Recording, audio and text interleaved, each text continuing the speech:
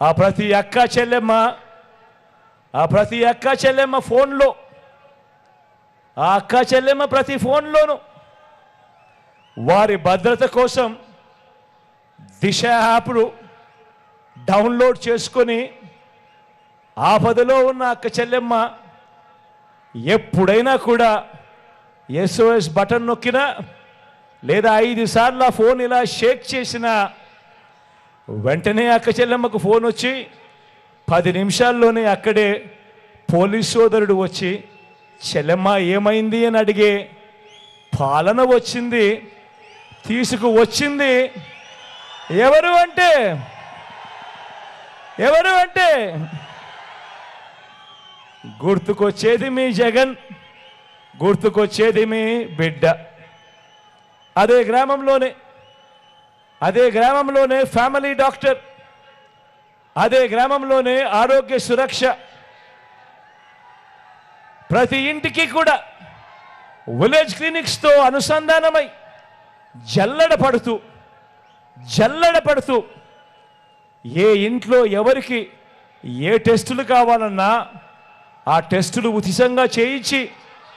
మందులు కూడా వాళ్ళ చేతుల్లో పెట్టి ఏకంగా ఆరోగ్యశ్రీని 25 లక్షల దాకా ప్రతి పేదవాడికి అందుబాటులోకి తీసుకువచ్చింది ఎవరు అంటే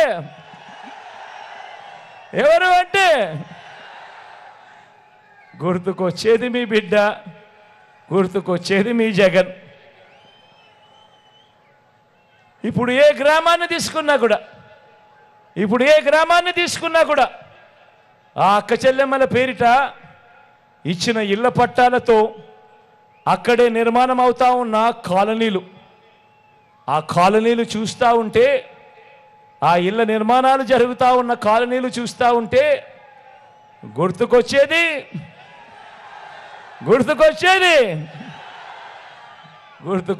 మీ బిడ్డ, గుర్తుకొచ్చేది మీ జగన్. ఎప్పుడు చూడని విధంగా, రాష్ట్రంలో ఎప్పుడూ జరగని విధంగా, గతంలో ఎప్పుడూ కూడా కనీసం ఇలా చేయగలుగుతారా అంటే కూడా కనీసం ఆలోచనకు కూడా రాని విధంగా, ఎప్పుడూ జరగని విధంగా ఏకంగా